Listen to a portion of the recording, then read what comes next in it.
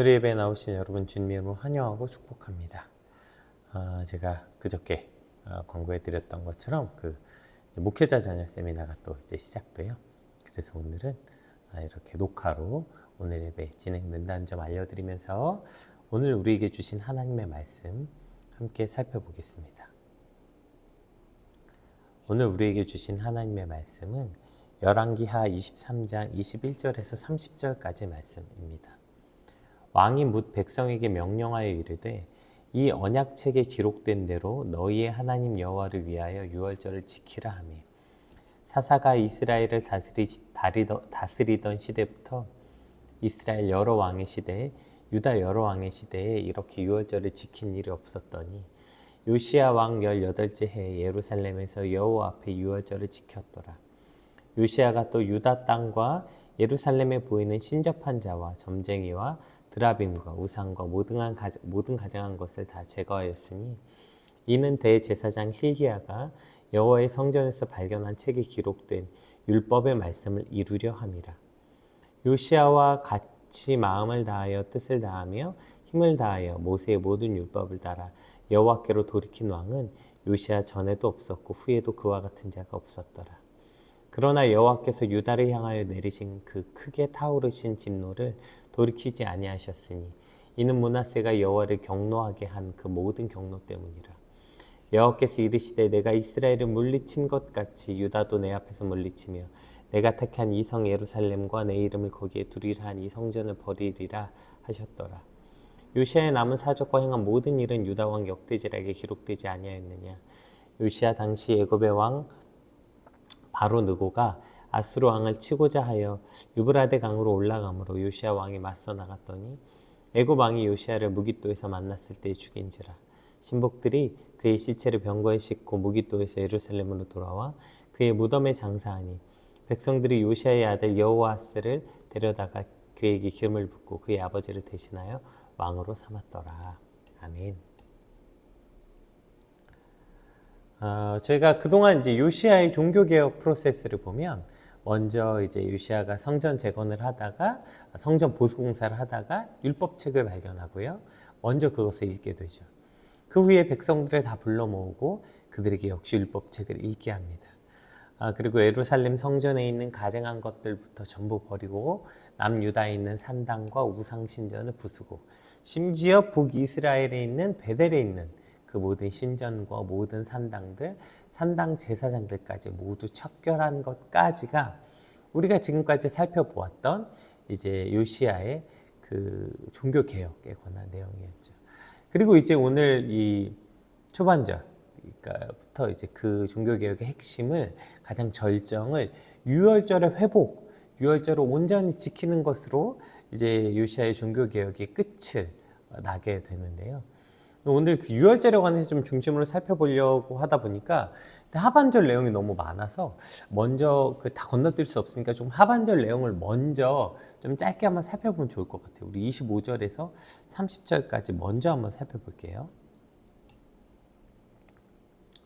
요시야와 같이 마음을 다하여 뜻을 다하며 힘을 다하여 모세의 모든 율법을 따라 여호와께로 돌이킨 왕은 요시야 전에도 없었고 후에도 그와 같은 자가 없었더라. 그러나 여호와께서 유다를 향하여 내리신 그 크게 타오르는 진노를 돌이키지 아니하셨으니 이는 므낫세가 여호와를 경노하게 한 그 모든 경노 때문이라. 여호와께서 이르시되 내가 이스라엘을 물리친 것 같이 유다도 내 앞에서 물리치며 내가 택한 이 성 예루살렘과 내 이름을 거기에 두리라 한 이 성전을 버리리라 하셨더라. 요시야의 남은 사적과 행한 모든 일은 유다 왕 역대 지략에 기록되지 아니하였느냐. 요시야 당시에 애굽의 왕 바로 느고가 아수르 왕을 치고자 하여 유브라데 강으로 올라가므로 요시야 왕이 맞서 나갔더니 애굽 왕이 요시야를 무깃도에서 만났을 때에 죽인지라. 신복들이 그의 시체를 병거에 싣고 무깃도에서 예루살렘으로 돌아와 그의 무덤에 장사하니 백성들이 요시야의 아들 여호아스를 데려다가 그에게 기름을 붓고 그의 아버지를 대신하여 왕으로 삼았더라. 그러니까 요시야 왕 같은 왕은 전에도 없었고 후에도 없었다는 그 하나님의 어떤 그 굉장한 평가를 받죠. 그러나 요시야가 그렇게 힘을 다하였고 했지만 그러나 유다에게 내려진 심판은 거두어지지 않았다. 이제 이렇게 기록되어 있어요. 근데 우리가 이제 좀 착각하면 안 되는 게, 그러니까 요시야가 선한 왕이었고 선을 행하였고 종교개혁을 이루었지만, 그러나 이미 하나님께서 심판하기로 마음을 먹었기 때문에 그 이후의 왕들이 선을 행했는데도 망했다. 여러분, 이런 뜻은 아닙니다. 그러니까 므낫세가 지은 죄 때문에 그동안 하나님이 그러니까 다윗의 후손들에게 대대로 약속됐던 그 하나님의 약속이 철회된 것이지, 그 죄 때문에 그 뒤에 왕들이 뭐 잘했고 선을 행했는데도 망한 것은 아니에요. 오늘 이제 여호아스가 나오겠지만 그 이후에 이제 계속 이제 기록된 그 유다 왕들은 사실 뭐 왕이라고 말하기 참 어려울 만큼 참혹한 상태를 보여주죠.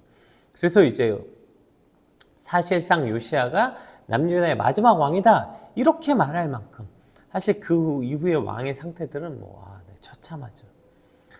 따라서 이제 예레미야 선지자에게 너희가 비록 포로로 끌려가 그곳에 침판 중일지라도 너희가 그곳에서 부르짖으면 내 뜻을 돌이켜 심판을 돌이키겠다고 약속하셨던 하나님의 말씀과 지금 오늘 이 말씀에 부딪히는 건 아니에요. 성경은 사실은 늘 이 스탠스를 벗어나지 않았어요. 그들이 이런 죄를 지으면 멸망받을 거다 했지만 하나님은 또 그 뜻을 돌이키시고 한 번 더 참으시고, 그게 사실 구약의 역사 아닙니까? 그리고 그 역사가 오늘날까지도 우리에게 이루어지고 있는 것이죠. 따라서 과거의 어떤 이것이 무슨 운명론적으로 결정된 심판이 아니라 그들이 죄악을 돌이키지 않은 결과로서의 심판이었음을 오해하지 않아야 됩니다. 오늘 우리에게도 마찬가지죠. 오늘 우리가 심판받는 그 심판들은 우리가 그 죄에서 돌이키지 않았기 때문이지, 어떤 과거의 어떤 그 결과론적, 운명론적으로 결정된 사실은 아닙니다. 또 오늘 하반절에 이제 요시야의 죽음에 대해서 기록하고 있는데, 사실은 요시야의 이 허망한 죽음, 사실 정말 허망하게 죽지 않습니까? 이걸 통해서 요시야마저도 사실 완벽한 인생은 없다, 이걸 보여주고 있죠. 요시야의 종교개혁도 사실 완벽할 수 없었다. 왜냐하면 성경은 여러분 어떤 위대한 인물도 완벽하게 그리지 않아요. 그것이 인간의 본질이니까요. 어떤 사람도 완벽하지 않습니다. 오늘 본문에는 요시야의 죽음을 짧게 기록하고 있지만 사실은 요시야가 하지 않아도 되는 애굽과의 전쟁, 애굽 왕과의 전쟁 때문에 사실 허망하게 죽게 되잖아요. 그래서 성경은 어떤 인물들을 기록할 때 그 인물의 대담함이 아니라 하나님의 대단함, 그 인물의 어마어마한 능력이 아니라 하나님의 은혜를 읽을 수 있도록 성경은 늘 그러한 장치를 가지고 있는 것이죠.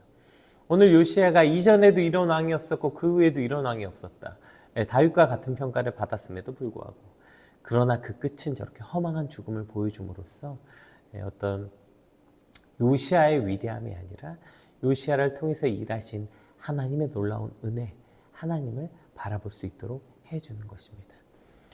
이제 오늘 본문, 그래서 이제 다시 초반절로 돌아가서 그러면 오늘 본문에 드러나는 하나님의 은혜가 무엇인지 오늘 우리가 같이 한번 살펴보았으면 좋겠습니다. 우리 21절에서 23절 한번 읽어볼게요. 왕이 뭇 백성에게 명령하여 이르되 이 언약책에 기록한 대로 너희의 하나님 여호와를 위하여 유월절을 지키라 하매, 사사가 이스라엘을 다스리던 시대부터 이스라엘 여러 왕의 시대와 유다 여러 왕의 시대에 이렇게 유월절을 지킨 일이 없었더니 요시야 왕 18째 해에 예루살렘에서 여호와 앞에 이 유월절을 지켰더라. 제가 지금 혀에 그 혓바늘이 많이 나가지고 말할 때 자꾸 발음이 조금씩 새네요. 양해 말씀 부탁드리겠습니다. 오늘 열왕기 기자는 요시야의 1년의 그 종교개혁의 사건 중에서 가장 절정의 사건으로 바로 오늘 본문 유월절을 지킨 사건을 이제 딱 등장시킵니다. 따라서 요시야의 유월절이 회복된 이 사건이 어떤 요시야가 이렇게 해서 결국 맨 마지막 유월절이 회복됐다, 이런 인과관계나 시간의 흐름 순으로 기록된 게 아니라 요시야의 종교개혁의 핵심을 부각하기 위해서 그 장치적으로 이 종교개혁의 맨 마지막에 이 유월절을 지킨 사건을 기록한 것이죠. 사실 우리가 그 절기 중에 가장 유명한 절기, 뭐 다 알죠. 교회 다니는 사람 유월절이라는 절기를 못 들어본 사람은 없을 거예요. 구약 신약 모두에도 가장 중요한 절기 하나, 유월절이죠. 네. 그런데 놀랍게도 오늘 본문에 보면 그렇게 중요하게 여겼던 절기였던 이 유월절이 여호수아 시대 이후에, 그러니까 사사 시대로부터 지금까지 한 번도 제대로 지켜진 적이 없었다, 이렇게 기록하고 있는 거죠. 히스기야 시대 때도 유월절을 이제 다시 회복하려고 했거든요. 근데 이제 그때도 온전하게 지켜지지 못했어요. 그 율법의 규정대로 한 해의 첫 달에 지켜야 되는데 이게 이제 여러 가지 준비가 안 돼가지고 둘째 달로 변경해서 지켰고요. 또 이 정결 예식을 행하지 않고는 음식을 먹으면 안 됐는데, 정결 예식 행하지 않고도 음식을 먹을 수 있도록 허락하고, 그러니까 원래 하나님이 모세와 그 백성에게 주셨던 절기 그대로는 히스기야 역시 지키지 못했죠. 그래서 오늘 이 요시야 때에 와서 비로소 그 구약에, 그러니까 모세 시대 때 주어졌던 그 유월절 절기가 똑바로 지켜진 것은 여호수아 이후에 처음이다, 이것을 밝히고 있는 거죠. 그러면 유월절이 뭐길래 뭐 이걸 이렇게 똑바로 지킨 것에 대해서 이렇게 중요하게 다루고 있나, 왜 이것을 요시야의 종교개혁의 절정으로 다루고 있나, 이걸 한번 우리가 살펴보겠습니다. 사실 뭐 유월절 대부분 너무 잘 알죠. 그 출애굽기 12장 13절을 보면 그 마지막 10번째 재앙에 그 애굽의 그 마지막 장자에게 내렸던 재앙, 그랬을 때 그 이제 이스라엘 백성들은 그 문에, 그 히브리 사람 집에는 문에 양의 피를 바르면 하나님의 사자가 그 집을 넘어간 것, 그래서 그 집에는 장자가 죽지 않고 그 집을 넘어간 것을 기념함으로 제정된, 그래서 내가 그 피를 볼 때에 너희를 넘어가리니 주셨던 그 말씀을 기념해서 제정한 절기죠. 그러니까 이것이 사실은 10번째 재앙에서 건짐을 받았던 절기뿐 아니라 이게 마지막 재앙이었잖아요. 이 재앙 때문에 이스라엘이 출애굽을 하게 되죠. 그러니까 유월절은 비단 첫째 아들이 죽음을 당하지 않았다, 이것을 기념하는 절기가 아니고요. 종으로 400년간 살던 이스라엘을 해방시켜서 구원해 주신 그 이스라엘의 해방을 기념하는, 그러니까 그들을 해방시켜서 이제 가나안 땅으로 인도하셔서 나아가시는 하나님의 놀라운 은혜와 섭리를 기억하는 절기가 바로 유월절이었죠. 그래서 이 당시 유월절 음식을 먹는 방법을 허리띠를 띠고 발에 신발을 신고 손에 지팡이를 잡고 급하게 먹어라, 이게 유월절 음식 먹는 방법이었어요. 왜요? 너희가 그 출애굽 때를 기억하라는 거예요. 출애굽. 너희가 그렇게 급하게 애굽을 떠나 가나안 땅으로 갔던 그때의 그 사건을 기억하기 위해서 유월절을 준 것이죠. 그러니까 너희가 종 되었던 너희를 여기까지 인도하신 하나님을 기억하라고. 그러니까 너희는 종이었고 그 종 되었던 너희를 누가 이끌어냈는지, 너희가 그래서 그 밥도 서서 먹을 만큼 그 긴급한 상황 가운데서 하나님이 너희를 인도해내신 하나님을 기억하라고. 그것을 영원토록 지킬 절기라고 주신 것이죠. 그런데 이 유월절이 지켜지지 않은 거예요. 어쩌면 여기서부터 신앙의 왜곡과 타락이 시작된 거 아닐까요? 물론 신앙이 왜곡돼서 유월절이 훼손된 건지, 유월절이 훼손돼서 신앙이 망가진 건지, 뭐가 먼저다, 동시에 일어날 일일 수도 있겠죠. 어쨌든 이스라엘의 신앙의 타락은 유월절이 지켜지지 않은 것을 통해서 볼 수 있다는 것입니다. 여러분, 그렇다면 우리 신앙도 마찬가지 아닐까요? 여러분, 저 유월절은 영원토록 지키라는 절기예요. 그냥 이스라엘에게만 준 절기가 아니라고요. 우리의 신앙도 우리가 죄 가운데 넘어지고 우리 삶의 신앙의 정체기가 생긴 걸 보면 늘 이 유월절이 무너질 때가 대부분인 것 같아요. 유월절이 뭐예요? 죽음의 위협과 고통 속에 부르짖어서 나를 구원하시고 인도하셨던 이 하나님의 은혜를 기억하는 게 유월절 아닙니까? 근데 그 하나님의 은혜가 내 삶에 작동하지 않을 때, 내 삶에 하나님의 그 구원의 섭리가 사라질 때, 그때 늘 우리도 우리의 신앙의 타락이 찾아오게 되는 거예요.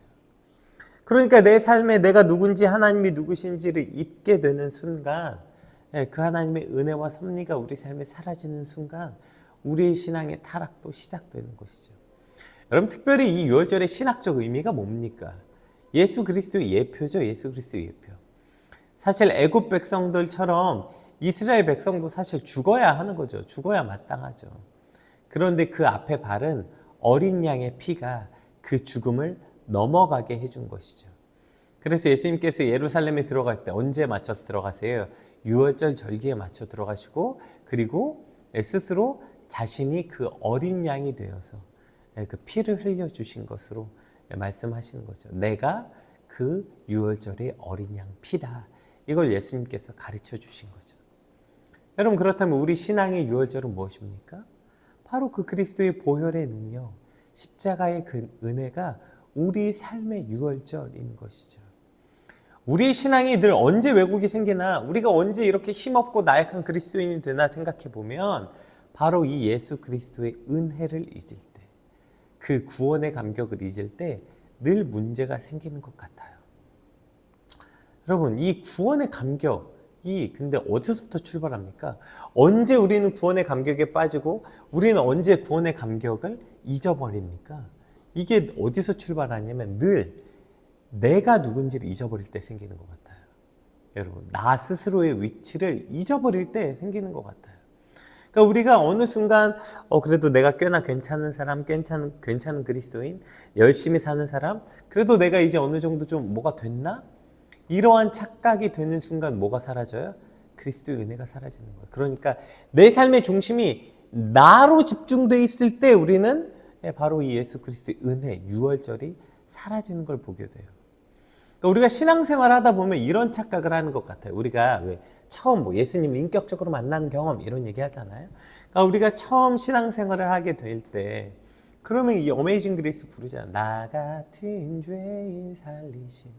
어떻게 나 같은 죄인, 나 같은 걸 위해서 예수님 죽으셨습니까? 그냥 그 십자가만 떠올려도 눈물이 펑펑 나고. 이런 어떤 신앙.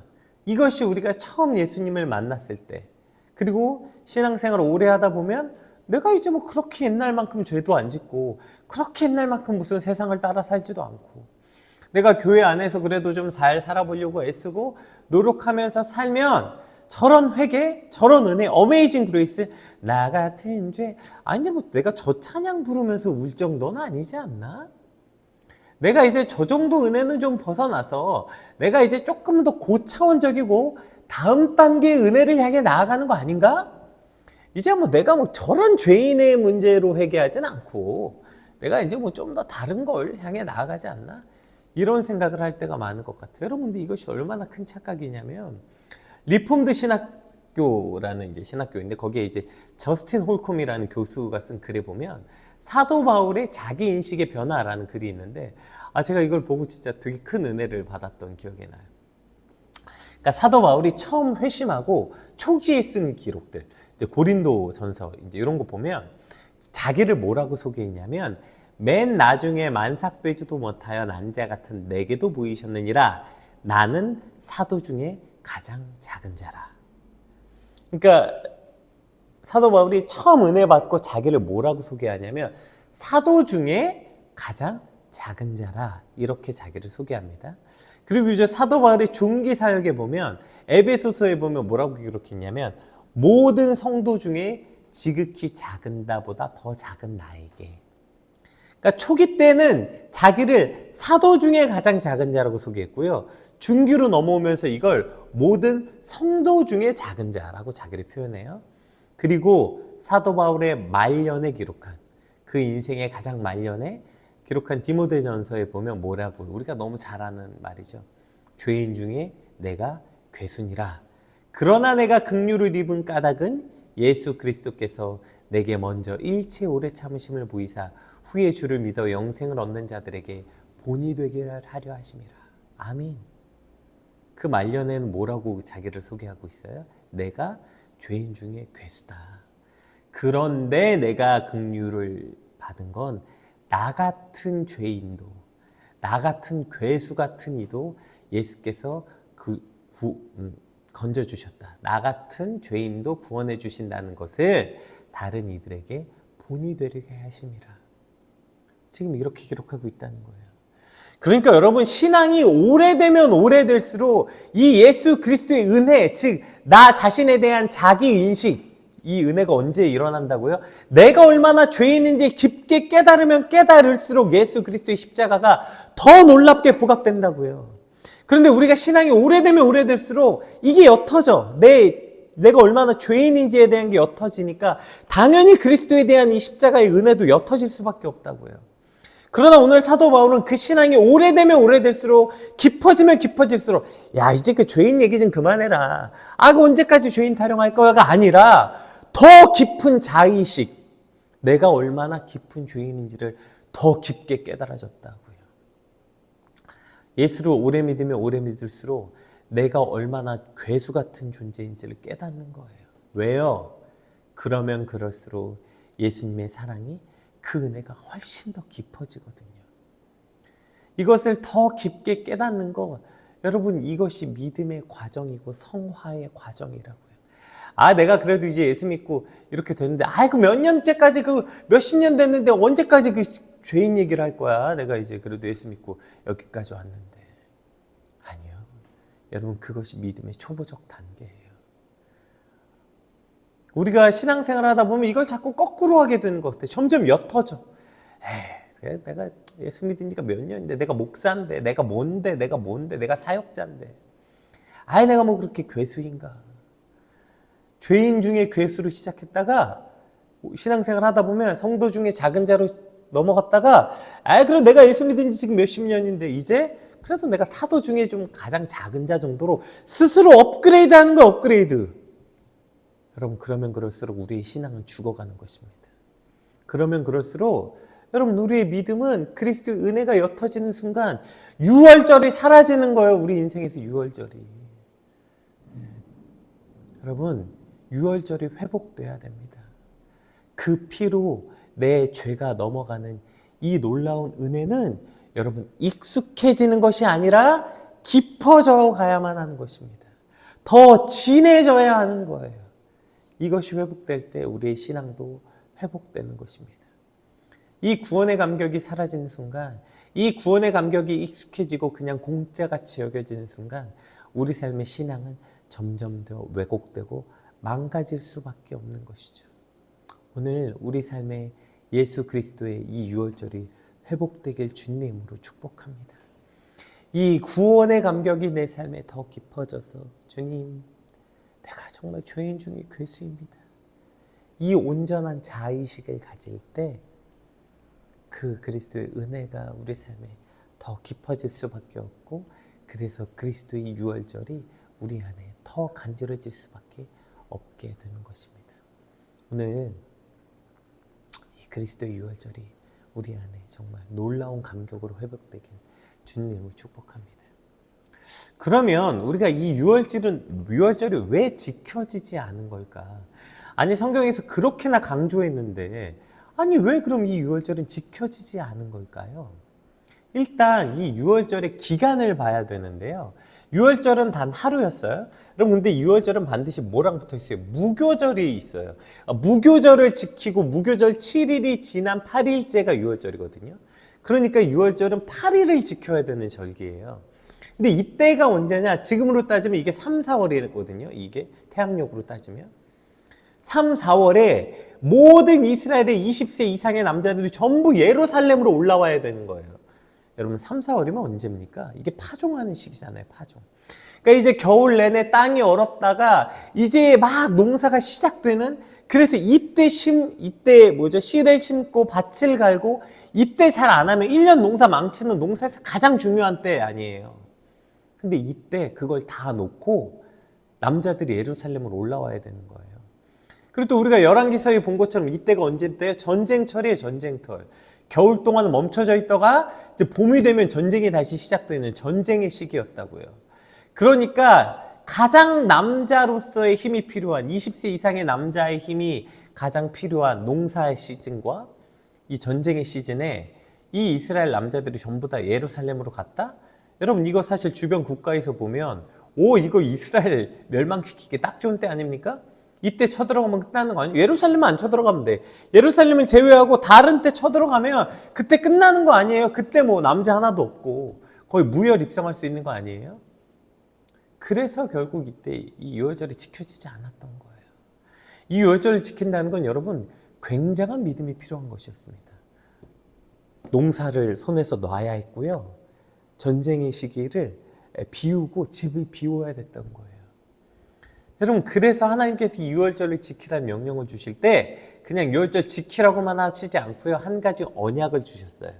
우리 출애굽기 34장 한번 읽어볼게요. 34장 24절 읽어보겠습니다.